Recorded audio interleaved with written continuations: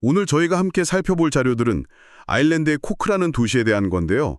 보내주신 자료가 정말 다양해요. 여행 블로그부터 음식 전문 가이드, 역사 자료에 시회 안내서까지.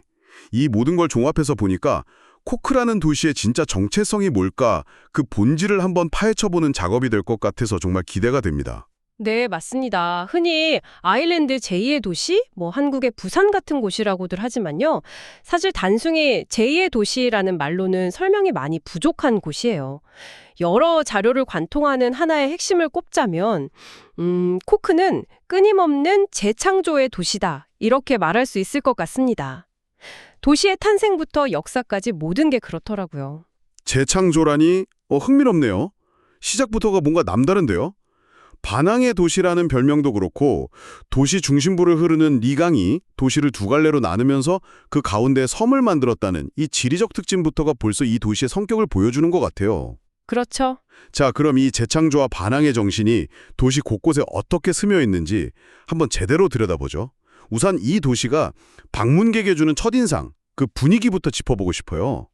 한 여행 블로그에서는 코크를 더블린의 축소판 같지만 사람들의 훨씬 더 친절하고 붐비지 않아서 좋았다고 묘사하더라고요. 아, 네네. 인파에 치이지 않고 진짜 유럽을 여행하는 기분을 느낄 수 있었다고요. 바로 그 지점이 코크의 역사하고 딱 연결이 됩니다.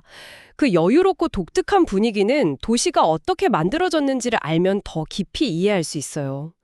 코크의 게일어 이름 콜카이가 소금기가 있는 습지를 의미하거든요. 습지요? 네, 말 그대로 도시의 심장부가 과거에는 여러 개의 습지 섬 사이를 흐르던 물길이었습니다. 오, 잠깐만요.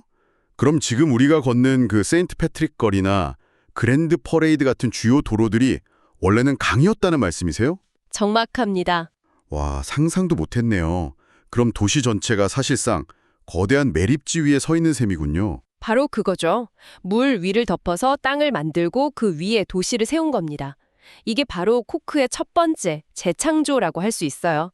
자연 지형을 극복하고 인간의 의지로 도시를 빚어낸 거죠. 와, 그런 배경을 알고 거리를 걸으면 정말 발밑으로 옛 물길이 흐르는 것 같은 기분이 들겠어요. 그렇죠. 도시의 모토도 그런 자신감을 보여주는 것 같아요. 스타티오 베네 피데 카리니스, 배들을 위한 안전한 항구라는 뜻이잖아요. 보통 도시 모토는 좀 더 거창한 구호를 내세울 법도 한데 굉장히 실용적이면서도 자신감이 느껴져요. 그 자신감의 근원을 알면 더 재미있습니다.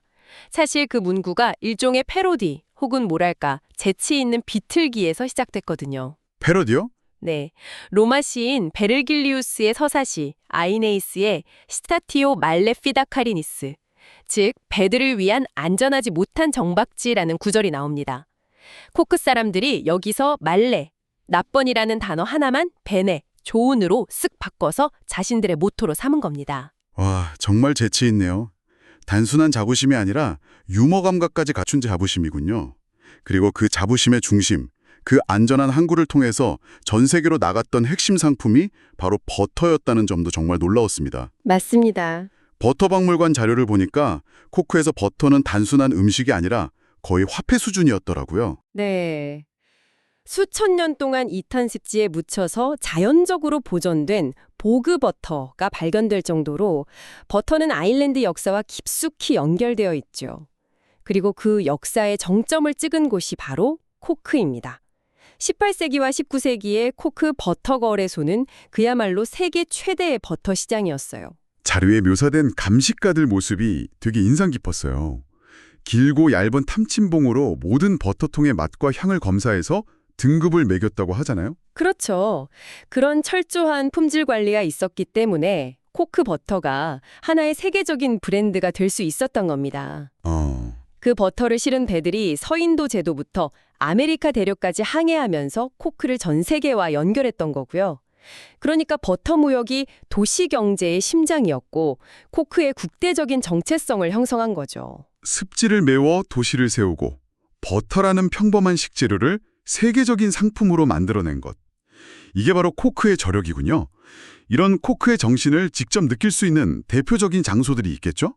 보내주신 자료들을 보니 역시 잉글리시 마켓을 가장 먼저 꼽더라고요. 1788년에 문을 열었으니 버터 거래소가 한창 번성하던 시기와 맥을 같이 합니다. 이곳은 단순한 시장이 아니고요. 코크라는 항구 도시의 심장부로 흘러들어온 모든 것들이 모이는 살아있는 역사 박물관 같은 곳이죠. 살아있는 역사 박물관이요? 네.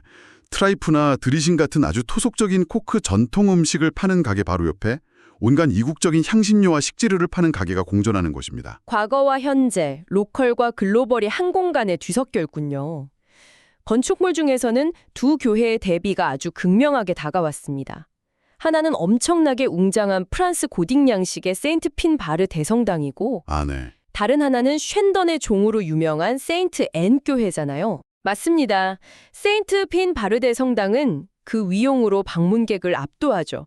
도시의 공식적인 얼굴, 권위를 상징하는 듯합니다. 반면에 세인트 앤 교회는 훨씬 더 친근하고 인간적이에요. 특히 방문객이 직접 종을 쳐볼 수 있다는 점이 정말 매력적이에요.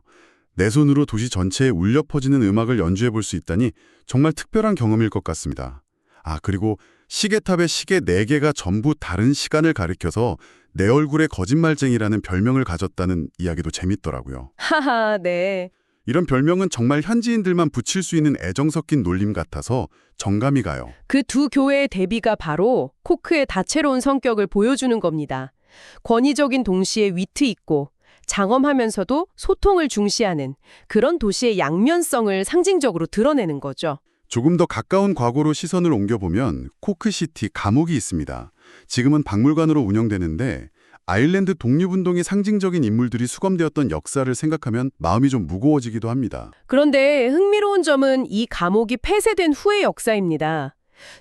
1927년부터 50년 넘게 아일랜드 국영방송의 라디오 방송국으로 사용되었어요. 네, 감옥이 라디오 방송국으로요? 네, 가장 폐쇄적이고 억압적인 공간이 가장 개방적이고 널리 퍼져나가는 목소리의 진원지가 된 셈이죠. 와, 억압의 공간이 소통의 공간으로.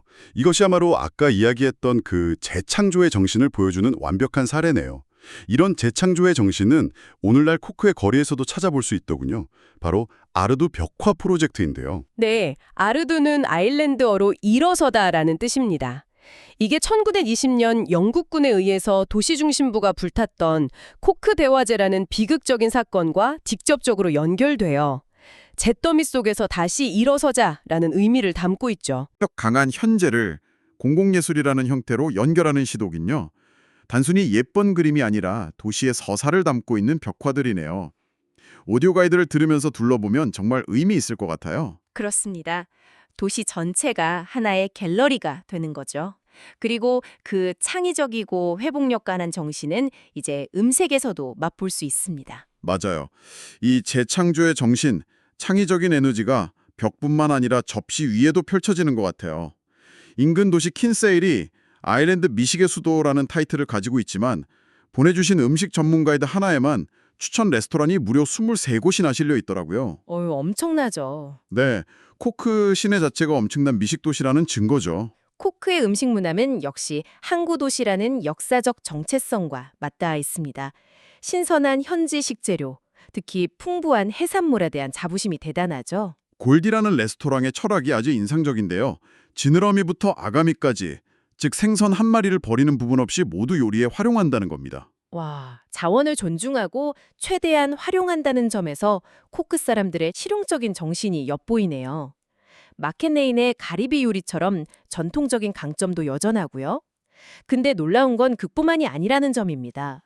미슐랭 스타를 받은 일본 요리 이치고 이치에부터 정통 이탈리안, 레바논, 모로코 음식, 심지어 팔레스타인 플랫브레드를 파는 곳까지 정말 전 세계의 맛이 다 모여 있어요. 그 다양성이 바로 현대 코크의 정체성을 보여주는 겁니다. 과거 버터를 실어보내던 항구가 이제는 전 세계의 문화와 사람들을 받아들이는 국제적인 도시가 되었다는 증거죠. 그렇군요. 또 하나 주목할 점은 단순히 음식을 파는 걸 넘어서 확고한 철학을 가진 곳들이 많다는 겁니다. 수상 경력에 빛나는 채식 레스토랑 파라디소나 지속 가능성을 추구하는 굿데이 델리처럼요. 음식 하나에도 자신들의 가치관을 담아내는군요. 커피 문화도 마찬가지인 것 같아요. 그냥 커피를 마시는 공간이 아니라 각자의 개성이 뚜렷한 커뮤니티 공간 역할을 하더라고요. 2012년에 코크의 스페셜티 커피를 처음 소개했다는 필터도 그렇고 한국에서 시작된 독특한 이력의 카페 몰리도 눈에 띄고요. 특히 인상적인 건 다른 문화와의 결합입니다.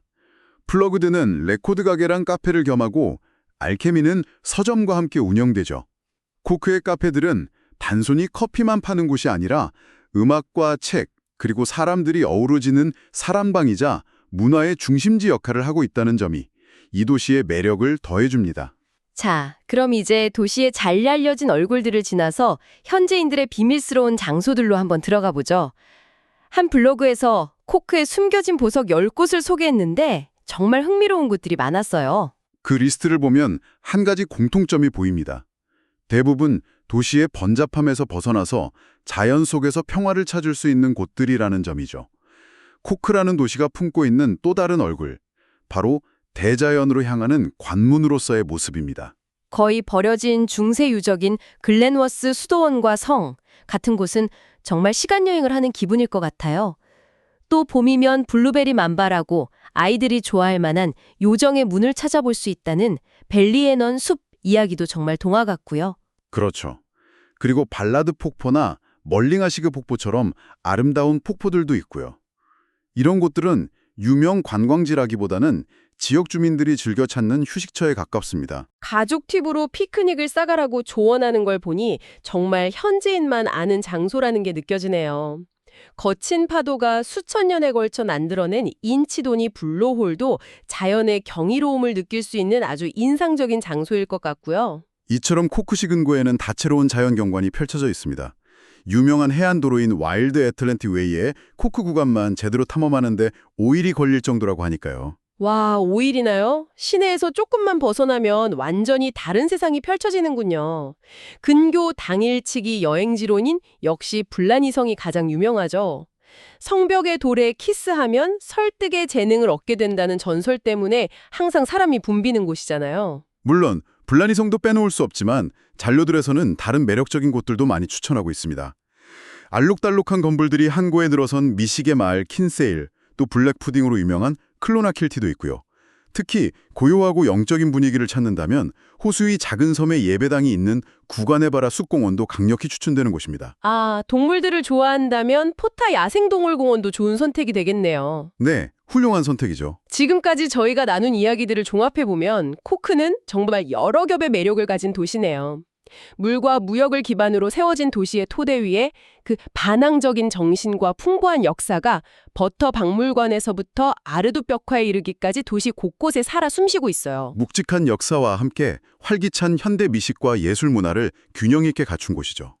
걸어서 충분히 둘러볼 수 있는 아담하고 친근한 도심을 품고 있으면서도 동시에 웨스트 코크와 와일드 애틀랜틱 웨이라는 광활한 자연으로 나아가는 관문이기도 하고요. 과거와 현재, 도시와 자연이 정말 절묘하게 공존하는 곳입니다. 코크의 주요 도로들이 한때는 강이었고 도시가 말 그대로 습지와 잿더미 위에서 스스로를 재창조하며 다시 일어섰다는 이야기 기억하시나요? 바로 그 지점에서 이런 질문을 떠올려 볼 수 있습니다. 해수면 상승이나 경제구조의 급격한 변화 같은 새로운 도전에 직면한 오늘날의 도시들은 끊임없이 주변 환경에 적응하고 스스로를 재창조해온 코크의 오랜 역사에서 과연 무엇을 배울 수 있을까요? 습지를 메워 땅을 만들었다는 도시의 그 물리적 토대가 과연 그 도시 사람들의 성격과 또 미래의 위기에 대처하는 회복력에 어떤 영향을 미치는 걸까요? 코크의 이야기는 단순히 한 도시의 과거사가 아니라 어쩌면 우리 모두의 미래를 위한 교훈을 담고 있는지도 모릅니다.